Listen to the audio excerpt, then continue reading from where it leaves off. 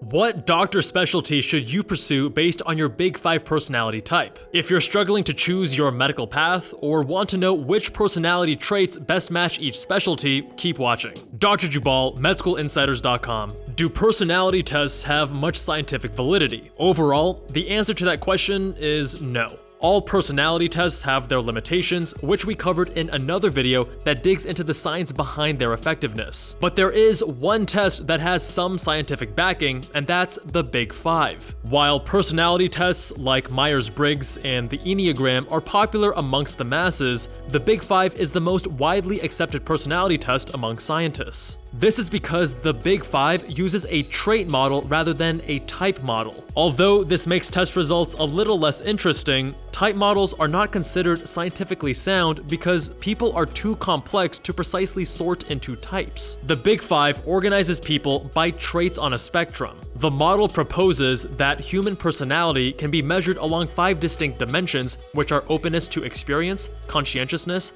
extraversion, agreeableness, and neuroticism, or OCEAN for short. The Hexaco personality test is similar with the added axis of honesty-humility. The Big 5 shows more validity and reliability than other tests, and various studies have demonstrated value in predicting job performance and team effectiveness. One study successfully tested the association of each Big 5 trait with various different brain regions. For example, extraversion co-varied with the region of the brain that processes reward information, and neuroticism co-varied with brain regions associated with threat, punishment, and negative affect. Let's take a closer look at each trait and discuss what medical specialty might be an ideal fit for you based on your current Big 5 traits. Note that this video is meant as a conversation starter and exercise for anyone struggling to choose a medical specialty. Any personality type can find success in any specialty, but there are very real factors that will make it more or less difficult for you. For example, someone who is very extroverted will likely find a more solitary specialty like radiology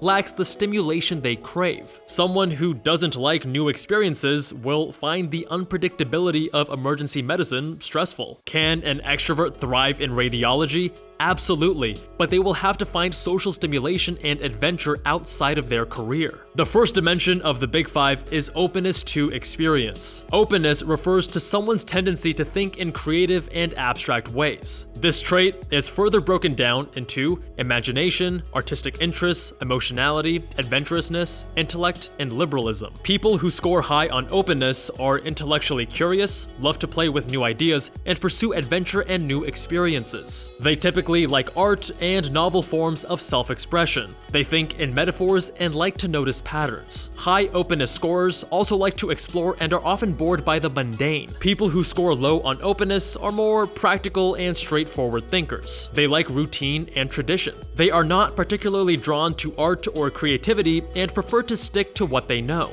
They gravitate toward hobbies and jobs that feel useful and serve a practical purpose, and they are resistant to change. From a neurological lens, openness seems to be related to how deeply different regions of the brain are interconnected, which could explain how those who score high on openness are able to see patterns and connections where others do not. If this is an area of the Big 5 you score low on, don't be discouraged. The beauty of this model is that everyone is composed of all dimensions, and you can continue to work on improving areas you'd like to score higher on. Neurology and infectious diseases are a good fit for those who score high on openness because they are fields that require critical thinking, adaptability, and comfort dealing with the unknown. There's so much we still don't understand about the brain, and new treatments and technologies continue to completely disrupt what we thought we knew. Infectious disease doctors must be as adaptable as the microorganisms that infect the human body, which are constantly evolving and developing antimicrobial resistance. Plus, they must be prepared for the new bacteria, parasites, and fungi that continue to emerge. The fundamental principles of these specialties change regularly, which requires an open mind that's ready to receive new information and change direction as needed. Emergency medicine and global medicine may also be a good fit for those who score high on the adventurousness subtrait of openness in particular. Other specialties well suited to high openness include plastic surgery, gender surgery, ENT,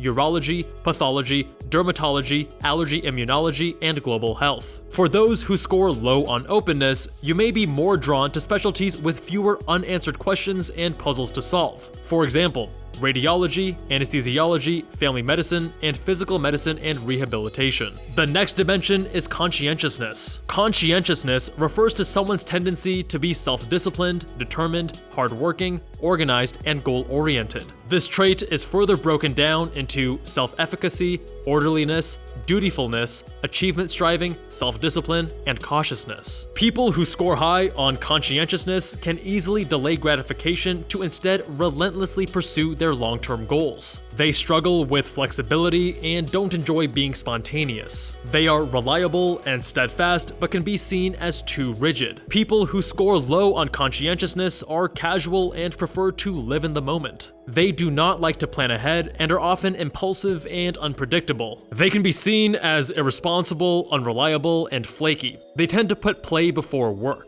From a neurological lens, conscientiousness is associated with frontal lobe activity. Our frontal lobe regulates the impulses we receive from other areas of the brain. Scoring high on conscientiousness suggests one more easily uses their frontal lobe to control their impulses, such as turning down dessert or choosing to study instead of watching Netflix. People who score high on conscientiousness are well equipped for the rigors of medical school. If you score low in this trait, it doesn't mean you can't succeed in medical school and beyond, but it will be an uphill battle. You'll need to build solid habits and processes that can help you develop your conscientiousness, especially the subtraits of self-discipline and dutifulness. People who score high on conscientiousness are well suited to straightforward medical specialties with stable careers. It's also a good fit for specialties that require notable attention to detail, such as radiology and surgery, including surgical subspecialties like plastic surgery, cardiothoracic surgery, otolaryngology, and urology. If you scored high in everything but the cautiousness subtrait, look to the more adventurous specialties we mentioned earlier when speaking about openness, such as emergency medicine and global medicine. Next is extraversion. Extraversion refers to someone's tendency to feel positive emotions like excitement and joy,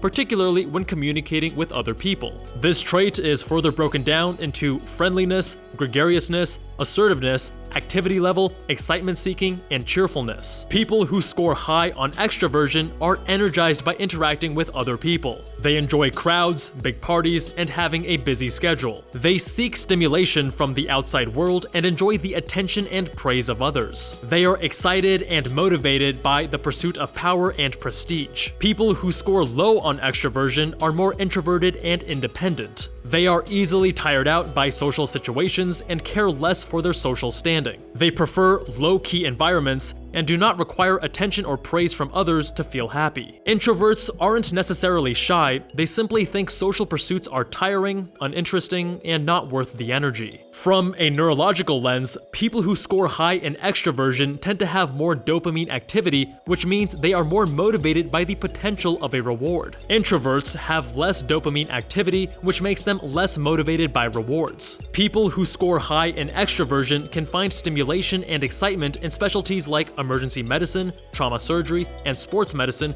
particularly if they score high in the subtraits of excitement seeking and activity level. People who score high in the subtraits of friendliness, gregariousness, and cheerfulness will enjoy specialties with plenty of colleague and patient interaction, such as family medicine, internal medicine, pediatrics, and OB-GYN. Those who relate to being motivated by power and prestige may be drawn to competitive specialties such as cardiology, neurosurgery, and plastic surgery. If you don't score high in extraversion, you'll find a more natural fit with specialties with less patient interaction such as radiology or pathology. The next dimension is agreeableness. Agreeableness refers to someone's tendency to put others before themselves and put aside what they want in favor of what someone else wants. This trait is further broken down into trust, morality, altruism, cooperation, modesty, and sympathy. People who score high on agreeableness are typically empathetic, trusting, and kind. They prioritize getting along with and taking care of others, which makes them natural people pleasers. They like to cooperate, which means they make friends easily and are unlikely to get into fights. They may struggle to assert themselves and likely have a hard time saying no. People who score low on agreeableness tend to be antagonistic and suspicious of others. They are not motivated by what people think of them and have no problem holding an unpopular view. They are not very sympathetic to the needs of others and put themselves first. first. They would prefer to get ahead than cooperate. From a neurological lens, high agreeableness has been linked to increased activity in the superior temporal gyrus, a region of the brain that recognizes the emotions in others. In general, agreeableness is a strong trait for doctors in all specialties. To pursue medicine, you should be trustworthy and have a strong moral compass. Altruism is also a common trait among people who pursue medicine. People who score high in agreeableness across all subtraits may be well suited towards specialties that require a great deal of patience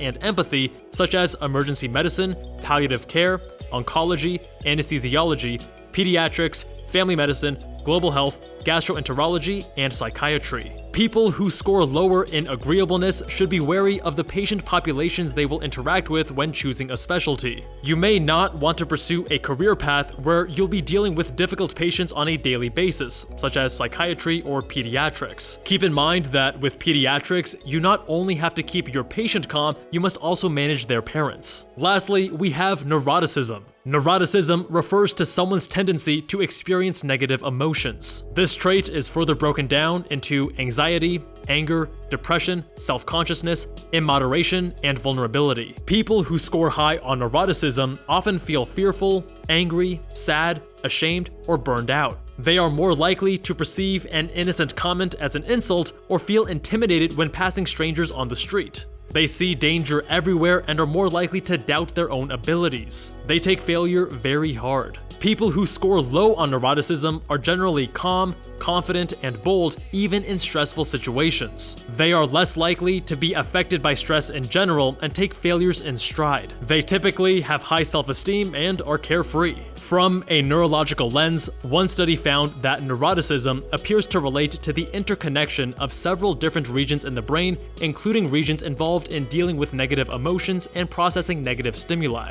The study also found an association between high neuroticism and altered serotonin processing in the brain. While neuroticism may seem like an undesirable trait, this is not necessarily the case, so you shouldn't feel bad if you score high on it, though you likely will because you're neurotic. People who score high on neuroticism are always considering how a situation can go wrong and are very aware of potential risks, which is an important trait in a doctor. Since neurotics fear failure, this can also trigger someone to pursue excellence, which might lead people to tough or highly competitive specialties such as cardiology, plastic surgery, otolaryngology, dermatology, or neurosurgery. If you score high on the anger subtrait in particular, you may not be well suited for pediatrics, OB/GYN, and neonatology. On the other hand, if you score low in neuroticism, it means you're generally fearless, which means you can better handle high-stress medical specialties such as emergency medicine, military medicine, trauma surgery, and OB/GYN. Of course, you shouldn't base your career path on your Big 5 results alone. There are tons of factors that go into choosing the medical specialty you want to pursue for the rest of your life. However, our stress tolerance, communication preferences, ideals, and overall nature make some specialties a better fit than others. It's our hope that this video will spark an engaging conversation around choosing a medical specialty. How did you score on the Big 5, and does it align with the specialty you're most interested in or have already pursued? Please share your experiences and ideas in the comments below. Choosing a specialty is only the first step. After you decide on a specialty, you need to match into residency. Med School Insiders offers a variety of services to help you every step of the way. From residency application editing to USMLE prep and mock interviews, we've got you covered. We've become the fastest growing company in the industry with record-setting satisfaction rates because we're committed to results. We'd love to be a part of your journey to becoming a future physician no matter the specialty you choose. Learn more at medschoolinsiders.com. Since you enjoyed this video, check out our Myers-Briggs medical specialty breakdown. Much love, and I'll see you all there.